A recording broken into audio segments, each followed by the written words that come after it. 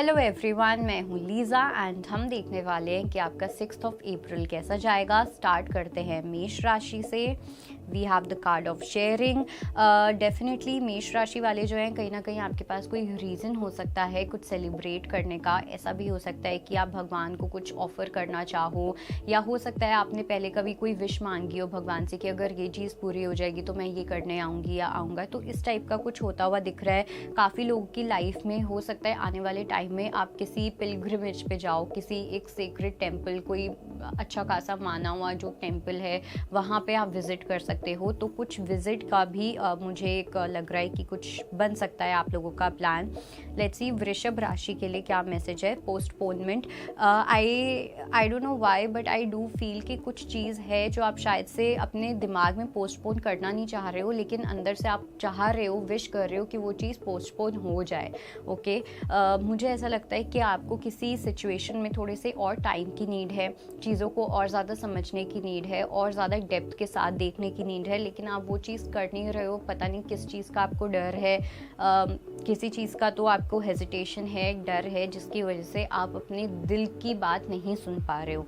Let's see Gemini के लिए क्या मैसेज है। We have the card of new vision. Gemini के लिए डेफिनेटली एक न्यू पर्सपेक्टिव से चीज़ें देखना। पहले कहीं ना कहीं आप अपनी बहुत ही विक्टिम मेंटालिटी से चीज़ों को देख रहे थे, अपने आप को बहुत ज़्यादा इंपॉर्टेंस दे के या सेल्फ एब्जॉर्ब होके या बहुत ही ज़्यादा एक नेगेटिव स्टेट ऑफ माइंड से चीज़ों को देखना। तो जब भी हम कुछ नेगेटिव स्टेट ऑफ माइंड से देखेंगे, हमें हमेशा ऐसा ही लगेगा कि सामने वाला हम पे अटैक कर रहा है। But now you are seeing things from a different perspective. एक कहीं ना कहीं लाइफ में भी एक शिफ्ट आ रहा है, आपकी खुद की एनर्जी में भी एक बहुत ब्यूटीफुल शिफ्ट आता हुआ दिख रहा है। सो उस चीज़ को एंजॉय करने का टाइम है। लेट्स सी कर्क राशि के लिए क्या मैसेज है।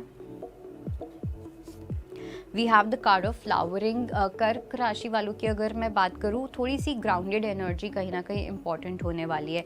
जितना ज़्यादा ग्राउंडेड रहोगे, और सबसे अच्छा वे जो है ना ग्राउंड अपने आप को करने का, वो है कुकिंग करना, ठीक है, गार्डनिंग करना। ये सब चीज़ें जितनी ज़्यादा करोगे उतना ज़्यादा आप धरती पे टिक के रहोगे, उतना ज़्यादा आप मदर अर्थ के साथ कनेक्टेड रहोगे, फेमिनिन एनर्जी के साथ कनेक्टेड रहोगे। So whether you are a male या आप फीमेल, डजंट मैटर, बट जितना ज़्यादा आप अर्थ के साथ कनेक्टेड रहोगे उतना ज़्यादा आप ग्राउंडेड और सेटल्ड फील करोगे। लेट्स सी कि लियो के लिए क्या मैसेज है। We have the card of sorrow.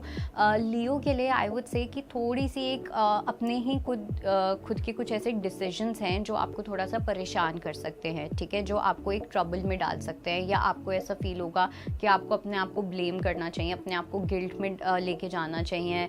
आप ही की वजह से कुछ ना कुछ चीज़ें हुई हैं, तो अपने खुद के डिसीजंस पे थोड़ा सा बुरा फील करना, अपनी खुद के डिसीजंस पे डाउट करना, अपने ऊपर सेल्फ डाउट करना, बेसिकली उस चीज़ की एनर्जी थोड़ी सी आपकी स्ट्रॉन्ग हो सकती है।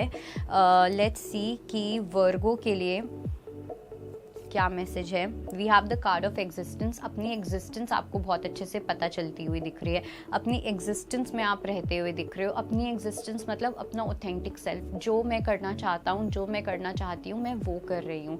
आपका जो डिसीजन है वो बाकी लोगों से इन्फ्लुएंस नहीं हो रहा, ठीक है, दूसरों की सिचुएशंस को देख के आप अपने डिसीजन को चेंज नहीं कर रहे हो। अब आप वो कर रहे हो जो आप करना चाहते हो।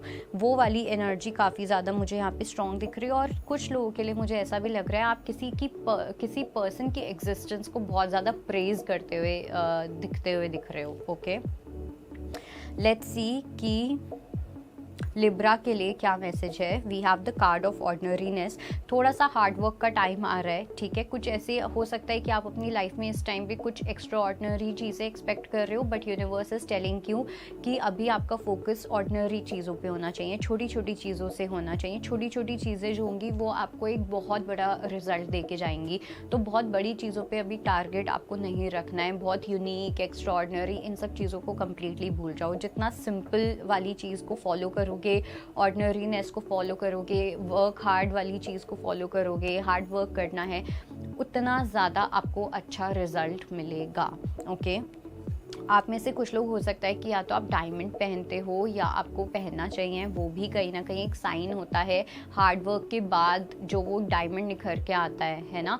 अब उसके अंदर हम कोई एक्स्ट्रा ऑर्डिनरी चीज़ नहीं ढूंढते हैं। So it's like that. Let's see कि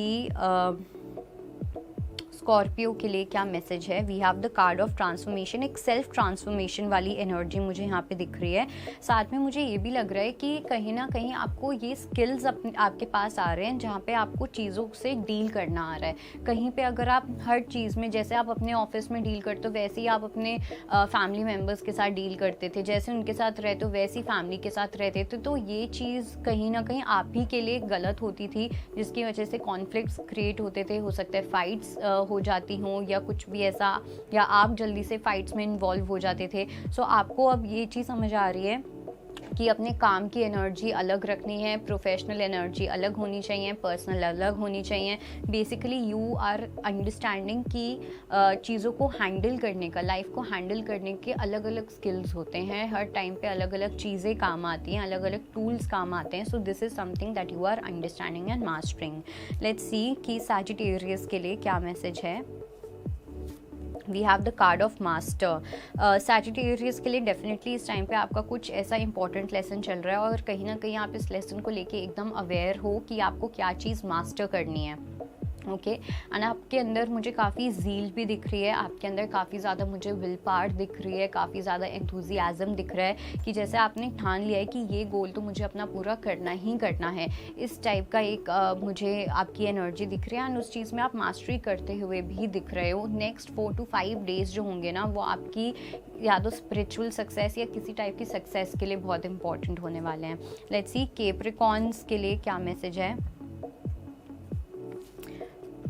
सो कैप्रिकॉर्न्स के लिए we have the card of rebirth. थोड़ा सा एक एंडिंग वाला ट्रांजिशन आप फेस कर सकते हो, जहाँ पे आप एक ऐसे पॉइंट पे हो जो एक ट्रांजिशन वाला पॉइंट है आपका, जहाँ पे कुछ चीज़ एंड हो रही है लेकिन उसी पॉइंट से कुछ चीज़ें नई स्टार्ट भी हो रही है। तो थोड़ा सा अपने आप को बीच में अटका हुआ पा सकते हो, एक मिड वे में पा सकते हो। आपको लगेगा आप बीच में अटके हुए हो कहीं पे, इस टाइप की एक मुझे स्ट्रॉन्ग मैसेज मिल रही है। साथ में मुझे ये भी लग रहा है कि लेकिन चाहे आपको पता है कि कुछ चीज़ एंड हो रही है, लेकिन साथ साथ ना आप किसी न्यू बिगिनिंग को लेके भी आप काफ़ी सेलिब्रेट करते हुए दिख रहे हो।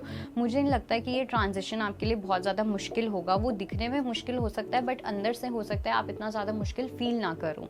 लेट्स सी एक्वेरियस के लिए क्या मैसेज है। We have the card of fool. Aquarius की अगर मैं बात करूँ तो बहुत ही आपकी बेपरवाह वाली एनर्जी दिख रही है और ये कहीं ना कहीं अच्छी भी है।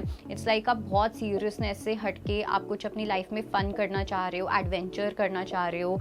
अब ये कुछ लोगों के लिए कुछ ट्रिप हो सकती है या कुछ लोगों के लिए कोई रिस्क लेना हो सकता है। फाइनली एक लीप ऑफ फेथ लेना कि हाँ ठीक है देखा जाएगा जो होगा। एक इनोसेंस वाली एनर्जी दिख रही है। सो इनोसेंस में या प्योरिटी में आपके आके आप कुछ नया स्टेप ले रहे हो जो आपके लिए बहुत ज़्यादा अमेजिंग होने वाला है। लेट्स सी कि पाइसेस के लिए क्या मैसेज है। We have the card of burden. Pisces के लिए मैं बोलूँगी थोड़ा सा अपने इमोशंस का ध्यान रखना है, अपनी खुद की एक डिसबैलेंस स्टेट को किसी और के ऊपर नहीं थोपना।